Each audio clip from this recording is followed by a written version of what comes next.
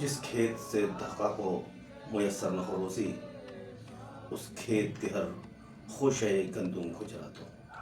आज मैं आपके सामने एक दर्द भरा अपील लेकर आया हूँ।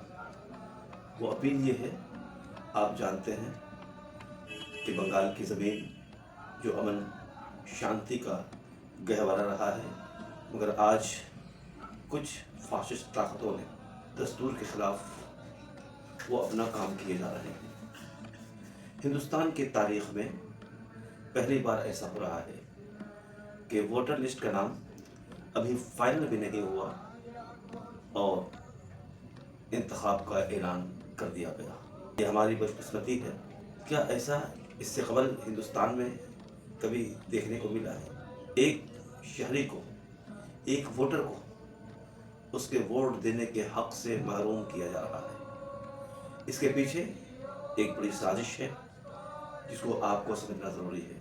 आपको बता दें कि तकरीबन 60 लाख से ज़ायद लोगों के नाम मगरबी बंगाल के वोटर लिस्ट से काटे जा चुके हैं। इसी सिलसिले की कड़ी यह है कि आलिया यूनिवर्सिटी के प्रोफेसर्स, स्टूडेंट्स और दीगर स्टूडेंट्स यूनियन धरना पे मुसलसल 13-14 रोज से बैठे हुए हैं।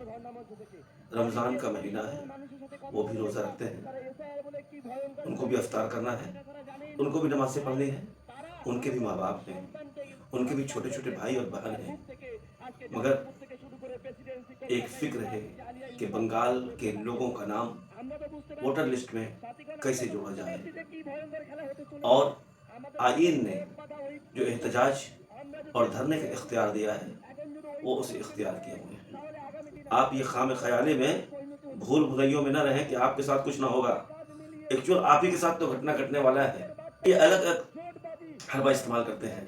कभी पैन कार्ड को मैंडेटरी करार देते हैं, कभी राशन कार्ड को मैंडेटरी करार देते हैं, और कभी आधार कार्ड को। ऐसा लगता है तमाम चीज़ एक बहाना है। असल में बंगाल में उन्हें हुकूमत बनाना है। अगर आप चाहते हैं बंगाल में इज्जत से रहे, झगड़े और फसाद से बचे, बुलडोज़र कल्चर ना हो, मुसलमानों के मस्जिद मस्मार ना हो, किसी मस्जिद के मिहराब पे भगवा झंडे न फहराए जाए, आपके घरों पे बुलडोज़र न चलाए जाए, आपको 2 नंबर का शहरी न बनना पड़े, आपके बच्चों को सरकारी स्कूल में दाखिला न मिले, तो पार सर्कस मैदान में धरने पे जो लोग बैठे हैं, सिविल सोसाइटी के लोग, आप उनका भरपूर ताउन करें। यकीन माने आपके पास वक्त बहुत कम है और आपको हर हाल में ये काम करना है। आप बहुत मसरूफ़ हैं, आप बहुत बिज़ी हैं ना भाई। दूसरे लोग भी तो बिज़ी हैं, दूसरे लोग भी तो मशगूल हैं, उनकी मशगूलियत को समझें। लेकिन वो वोटर लिस्ट की सच्चाई को समझ रहे हैं कि जिनके वोटर लिस्ट से नाम डिलीट कर दिए गए हैं या जिनका नाम अंडर एजुकेशन में है, उन्हें क्या क्या भुगतना पड़ सकता है। ऐसा भी हो सकता है कि उसे डिटेंशन कैंप में जाना पड़ जाए। मेरे भाइयों, मेरे दोस्तों, और ख़ुसूसी तौर पे मैं अपने उलमाए कराम से गुजारिश करूँगा, आप मस्जिदों से ऐलान करें कि अपने हकूक़ की लड़ाई लड़ने के लिए बार सर्कस में जाना है। जैसा कि आप जानते हैं, ममता बनर्जी वो आपकी लड़ाई तो लड़ रही है, साथ ही साथ उनका मिशन है 2026 में इलेक्शन जीतना। तो वो जाहिर बात है, इस वक्त पार्टियां इलेक्शन का ऐलान होने के बाद तमाम पार्टियां तगो-दो में लग गई हैं, किसको खड़ा करना है, किसे नहीं करना है।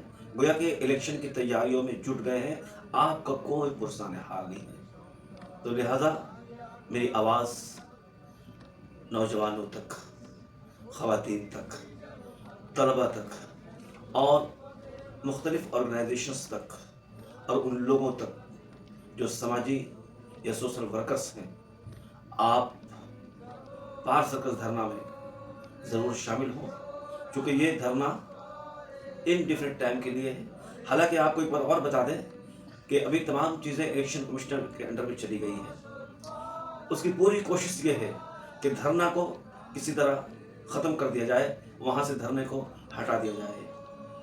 लेकिन लोग अड़े हैं और ये कह रहे हैं कि आखिरी दम तक इस लड़ाई को लड़ेंगे। अगर हमें शहीद होना पड़ा तो शहीद होंगे, अगर गोली खाना पड़ा तो गोली खाएंगे, लेकिन धरना से नहीं हटेंगे। लिहाजा जिनकी सोच ये हो कि शहीद होंगे, गोली खाएंगे, लेकिन दूसरे भाइयों को बचाएंगे, तो आज आप पे ज़रूरी है कि ऐसे लोगों के हाथ को मजबूत करें। अच्छा, धरने पे जो लोग बैठे हैं वो कोई सियासी लोग नहीं हैं, बल्कि तलबा हैं, शहर के मुअज़्ज़िज़ीन हैं, नौजवान हैं। ये कोई सियासी धरना नहीं है। लिहाजा मैं आपसे गुजारिश करूँगा कि आप ज़रूर उस धरने में शामिल हों। अगर आप शामिल नहीं होंगे तो हमारी धरना में तादाद कम हो जाएगी और पुलिस हमें धरने से उठा देगी। अगर आप चाहते हैं कि आपकी लड़ाई हम लड़ रहे हैं, आप भी हमारे साथ मिलकर इस लड़ाई को शिद्दत के साथ लड़ें, तो आप धरने में आकर अपना कुछ कीमती वक्त ज़रूर लगाएं। उम्मीद है कि ये वीडियो आप दूसरों तक पहुंचाएंगे और ख़ुद भी धरने में पहुंचेंगे।